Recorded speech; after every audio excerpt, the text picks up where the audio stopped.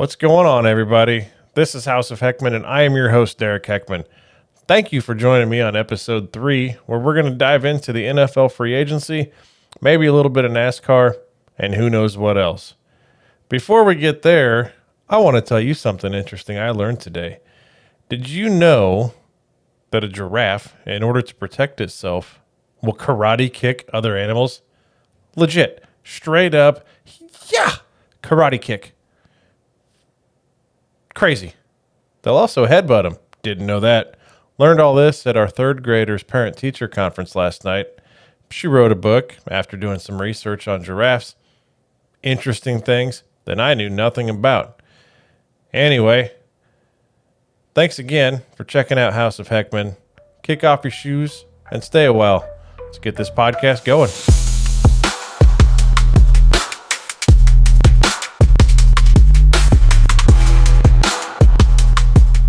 So as I mentioned, I want to dive into the NFL free agency a little bit. Now I know there's a ton going on, and I'm not going to be able to cover all of it, nor do I really want to. Way too much happening there.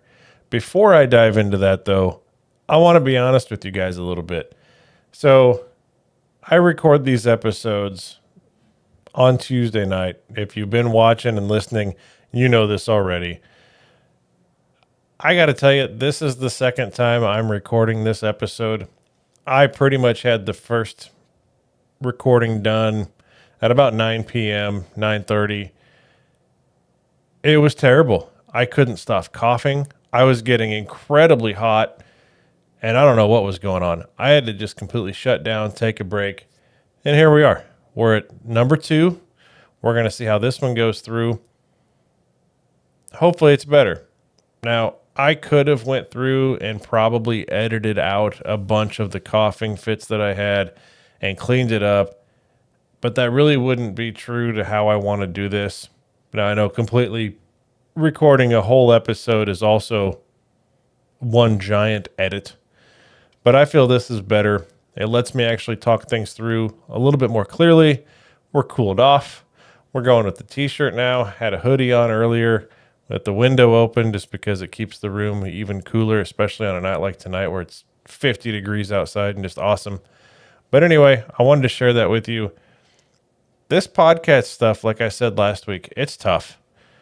Really, when you're doing everything, we may definitely start getting into bringing in some guest hosts. It's tough for me to say right now for some reason. But I really think having that other person to bounce things off of is going to make this even so much more better. Now, with all that being said, let's jump into some of this free agency stuff. People are getting paid bonkers money. It's incredible to me how much money flies around in the NFL. Now, I know it's a multi-billion dollar industry, a not-for-profit, which, however you want to see that, I'm not sure. But anyway, it is.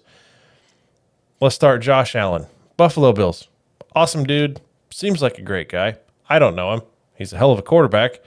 He just got an extension. 6 years. I want to say it was $320 million in that range. $250 million fully guaranteed. That's mind-blowing.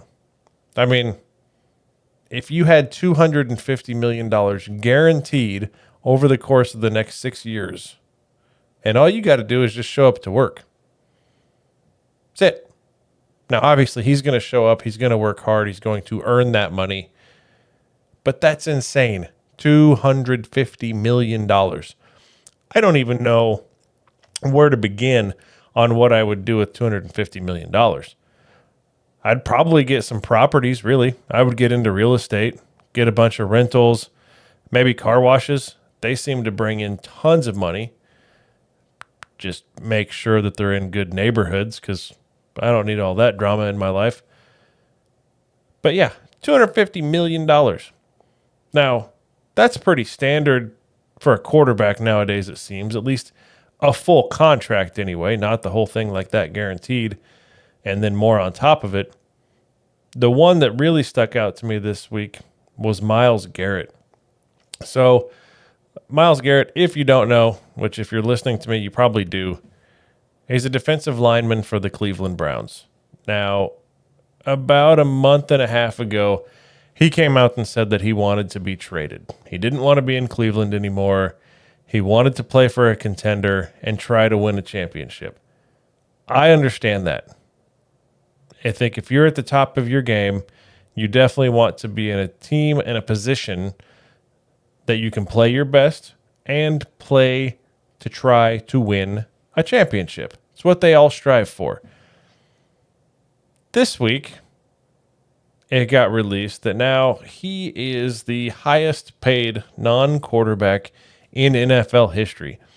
The Cleveland Browns gave him a 4-year extension worth $160 million. That's $40 million per year. That I don't even have words for that.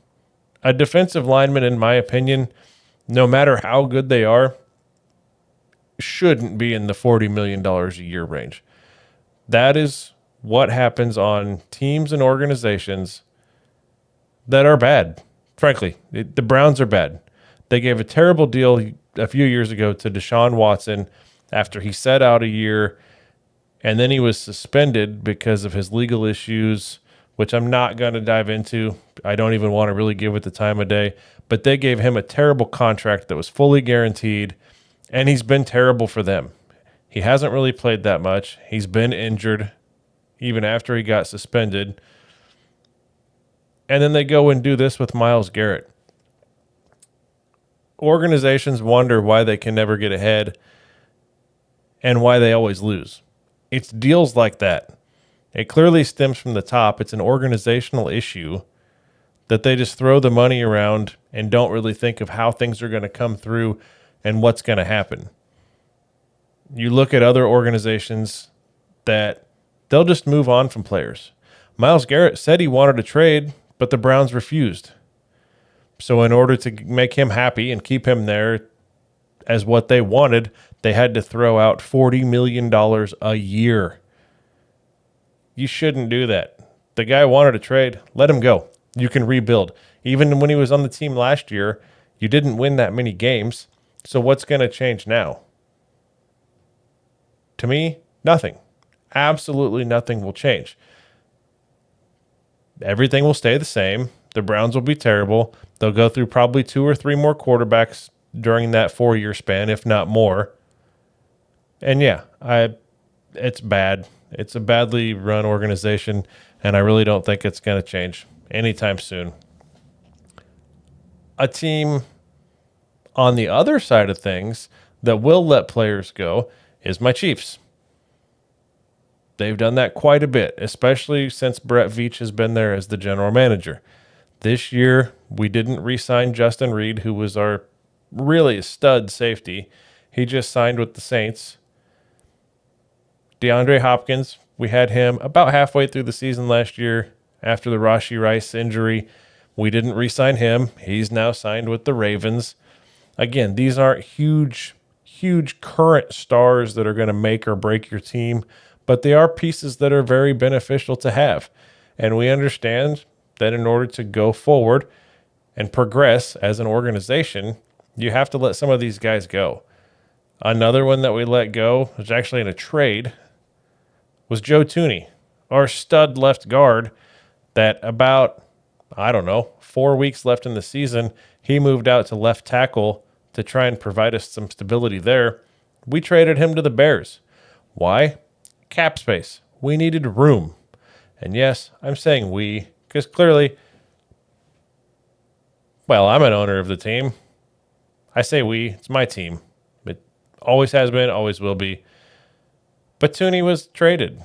We just needed the cap space. We didn't want to keep paying for him when we have other needs, and we can make things work and bolster that position. Brett Veach has always been good with that. He can find guys in the draft. It doesn't always work, but for the most part it does. That's why organizations like ours, the Eagles, the Bills, they tend to do the right things and end up in good spots, unlike the aforementioned Browns. Speaking of the Eagles, they seem to be trading a ton of defensive players away, but then at the same time going out and getting other players to fill those spots. Again, moves that make sense. You need to sometimes add by subtraction. Doesn't make a lot of sense sometimes, but the end result will usually show that that is the right thing to do. In the NFC, specifically the NFC East, since we were just talking about the Eagles, the Dallas Cowboys, what the hell are they doing? So they've got Micah Parsons, which he does have a year left on his contract. He's looking at the Myles Garrett deal thinking, well, if he's getting $40 million, I need to be right up there close to that too. But instead of trying to figure out a deal with him, which they should have done last year, so then they wouldn't be in this position now, they've re-signed players that I don't really think are that key to them. One of the big ones I saw today was that they re-signed Turpin, who's their return specialist and a receiver, which is great. I mean, you obviously need a good return guy, but at the end of the day, is that really going to make a big difference? Hard to tell. Staying in the NFC East, we got the Giants. Who knows what they're going to do? They need a quarterback. I think it'll be potentially Aaron Rodgers, but I think that's also going to come down to what happens with him and the Pittsburgh Steelers, because there's a lot of rumblings that Rodgers may end up with the Steelers. Very possible, but I don't know for sure. Here's why I say that. So you guys from checking out the other episodes, and if you haven't, go back, check out episodes 1 and 2. You'll get caught up on a few things that I'm going to go through right now. But I'm an Iowa State Cyclones fan. That stems from me being a Chiefs fan when I was little, moving to Iowa, and then getting asked, which do you like, the Hawkeyes or the Cyclones? Well, I went with the Clones. They had the same colors pretty much as the Chiefs. That was, holy cow, 35 years ago, and still with them, still love them. Anyway, back to current time.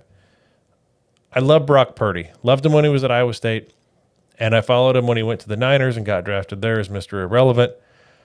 Here's what I think the Steelers could do, and I wouldn't be shocked, and it would kind of wrap all around Aaron Rodgers. I could see the Steelers going out and trying to get the 49ers to trade Brock Purdy to them. Now, the only thing I don't know is what kind of compensation the 49ers are going to want. And I don't even know if they would have an idea. The reason I say that is it really hasn't happened before where you have the last pick in the draft turn out to be a pretty darn good quarterback in the NFL and lead your team to the Super Bowl and to 2 NFC championship games. So the compensation would be a little tough, I think. But if the Steelers could get that pulled off, they could get Brock Purdy, sign their quarterback for the future, see what happens there. Probably wouldn't cost them a ton. Probably in the $45 million range would be my guess. $50 million maybe. And then Aaron Rodgers, where he comes into play, is he's from Southern California. When he was growing up, he was a huge 49ers fan. I could really see all this happen, and then Aaron Rodgers going out to San Francisco and being their quarterback for a couple years to get them the bridge quarterback, if you will, until they can find their next guy. Will it happen? I don't know. Is that even on the table? Not a clue. I'm not an insider. I'm not Ian Rappaport. I'm not Adam Schefter or any of those guys, but that's just what I think could happen, and I could see that making some sense really for both parties because it seems like the 49ers are trying to figure out what they want to pay Brock Purdy, and it doesn't seem to be getting done quite yet. So we'll keep an eye on that one, see what happens, see how that shakes out. Now, since we're talking about Aaron Rodgers, let's talk about one of his guys, Devontae Adams. So he was with the Jets for the last year, maybe,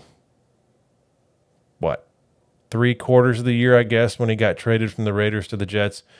Well, he became a free agent, and now he is signed with the LA Rams.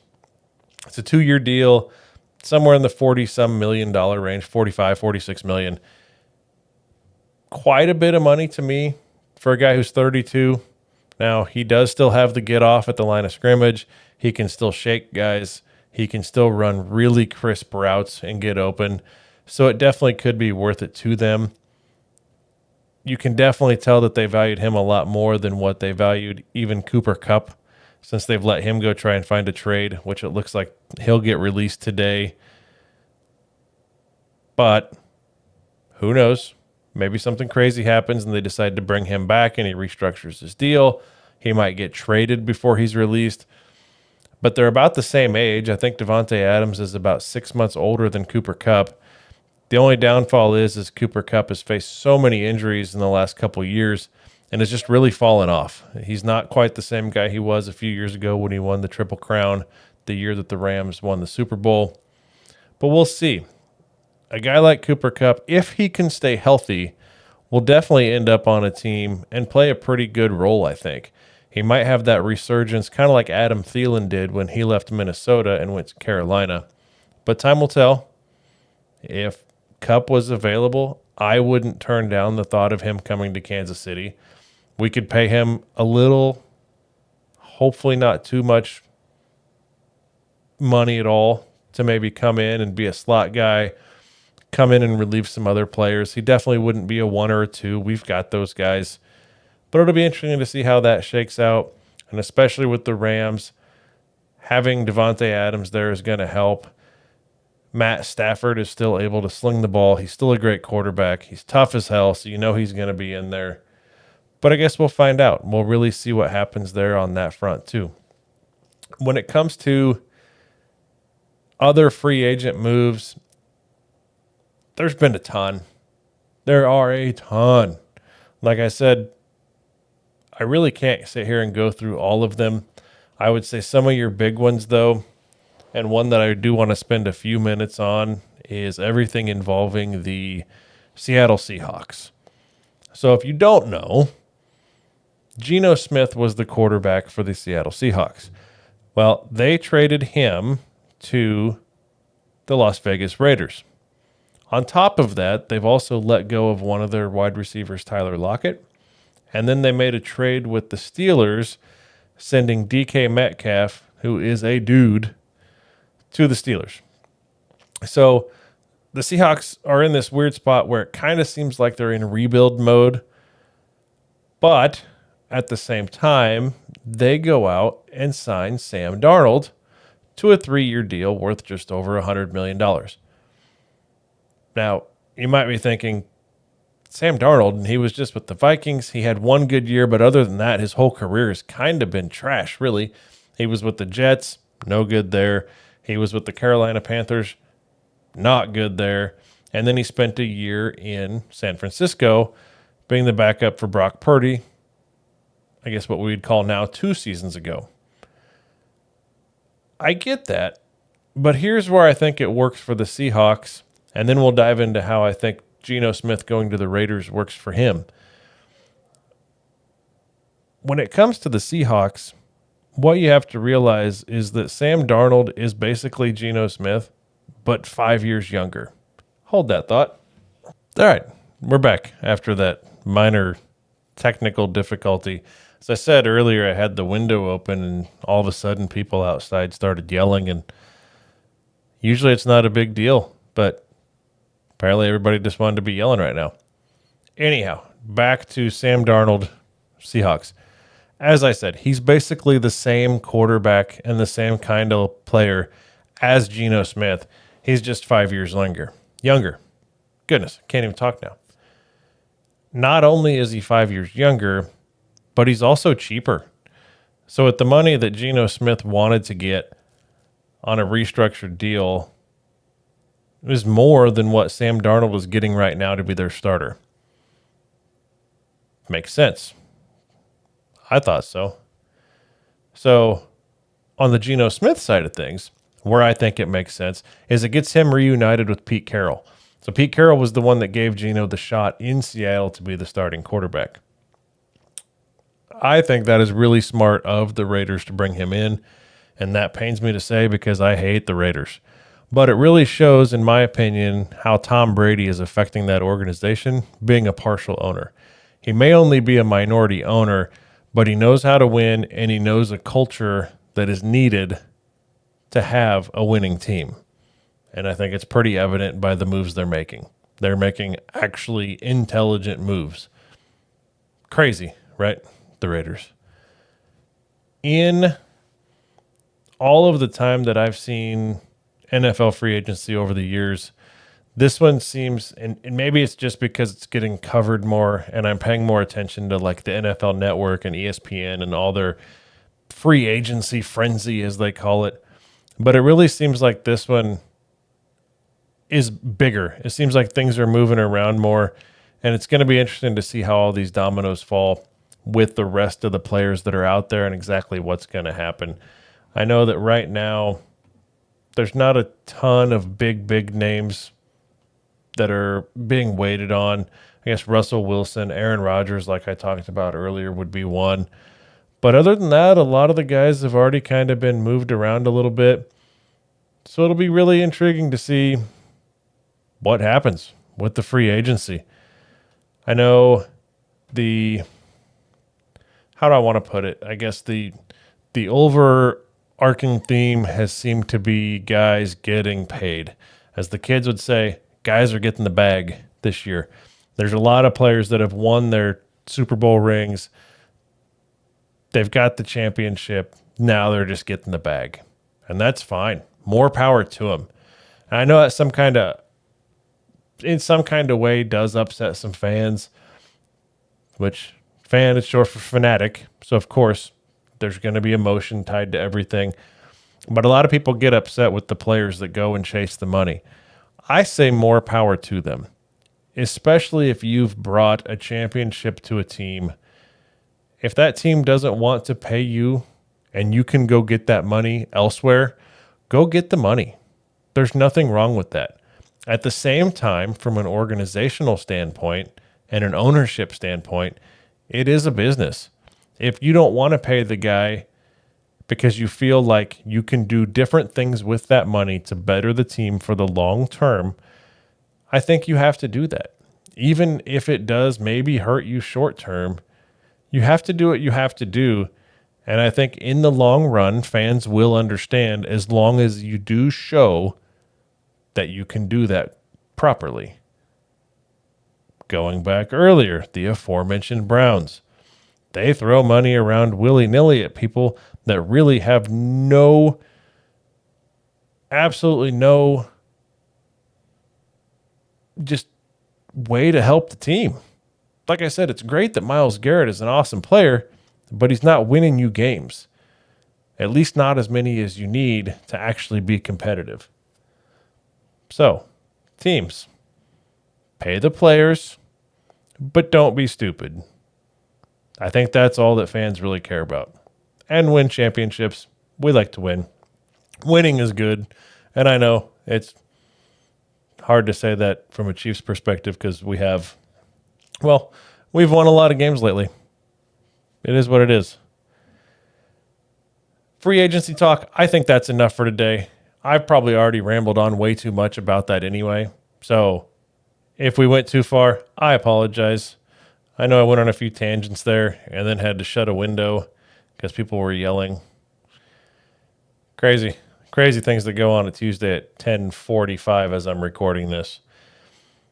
On another note, a different sport, let's chat a few minutes about NASCAR. So this last weekend was the NASCAR race in Phoenix. A little bit different from obviously the few we've had recently. We had Daytona, and then there was Atlanta, both speedways, and then we had a road course race at COTA last week, and then this week Phoenix. It's a flatter track. It's just over a mile long, I want to say. Sometimes these can be a little boring, but this one was actually pretty darn exciting. One thing that really helped it be more exciting, in my opinion, were the tires. Of all things, the tires. So if you don't know much about NASCAR, typically how it works is teams get a certain standard, That doesn't make a lot of sense. A certain amount of tires, sets of tires that you can use for every race. Well, most of the time, all these tires are the exact same. This weekend in Phoenix, what they did is Goodyear, who's the supplier of the tires, gave each team 2 sets, so 8 total tires, of a special compound tire that was softer and really just had more grip. Now, they didn't last as long as the standard tires, but more grip equals more speed. You can corner faster and you can make better passes. That made for some exciting racing. As I mentioned, each team only had 2 sets of these tires and they had to change all 4 at the same time. But if you didn't use your tires all the way down or wear them all the way down, you could put them back on later in the race if you wanted to. Some teams used a lot of strategy, put them on early to make up track position if they got behind somehow, or if they had a bad pit stop, or if they had a penalty. They'd put them on early. That way they could make up that track position because it was incredible. These different tires were probably, I want to say about 3 seconds. Yeah, maybe. Might not have been 3 seconds, but at least over a second faster per lap. Lap times were so much better. Other teams would wait until the very end of the race to use both sets at the end. Good strategy there too. So this was definitely one of those races where it wasn't just about go fast, turn left. There was a lot of strategy involved, and really, it was so much fun to watch. There were a few, I guess you would call them minor wrecks compared to the big wrecks you see at like a Daytona or a Talladega, the super speedways where you're going almost 200 miles an hour. At Phoenix, you're lucky if you hit 145 on the straightaway, but there were some pretty good wrecks. There was also very good passing. Like, it was just an incredible race to watch. Christopher Bell, who he's won the last 2 races. He won COTA and he won the week before at Atlanta. Won again, 3 in a row, which in NASCAR is incredibly hard to do. I want to say the last time that was done was 2019 or 2020. I could be wrong, but I'm pretty sure it was Kevin Harvick that did that the last time with 3 in a row.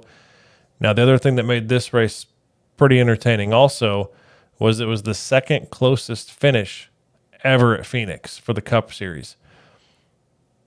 Almost, and when I say almost, if you watch the replay of this race, which unfortunately I can't show you because I don't have rights from NASCAR, but if you watch the end of that race, Bell almost got spun out towards the, like, probably 10 feet from the finish line. And that would have been something. I still think he would have finished first, but he would have been angry, and that wouldn't have been good. But yeah, that was a really good race. Enjoyed it. If you don't watch a lot of NASCAR, I implore you, watch a race. Sit down, sit back, and just relax. It's a good time. I'm going to try this year to go to one in person. I either want to try and make it to the Iowa Speedway for the NASCAR event there, or down to the Kansas Speedway. Down in Kansas City quite a bit, so that wouldn't be too far over from there. So we could check it out and see what happens at a NASCAR race in person and see how really loud it is and how fast those cars move in person, I think would be awesome. Other than that, that pretty much is going to wrap it up for today. Again, thanks for bearing with me. Thanks for getting through these episodes. As I mentioned, this was the second time recording tonight.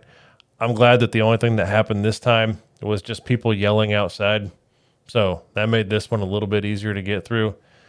If you have any comments for me, if you have any feedback, let me know. You can hit me up on social. I'm on X, House of Heckman. You can find me on YouTube. Again, House of Heckman. And anywhere you get your podcasts. Like I said, this is a process. I think I've said, like I said, about 4 times now. I'm learning. This is episode 3, and I have so much still to go. So much to learn, but it's been fun. This is incredibly fun. I wouldn't change it. The only thing I would change maybe would just be doing this a little earlier in the day versus, I think it's like 11 o'clock right now. So that's that. But anyway, let me know what you think. Subscribe, like everything. Follow me on X, Twitter, whatever you want to call it. Have a good night. Have a good day.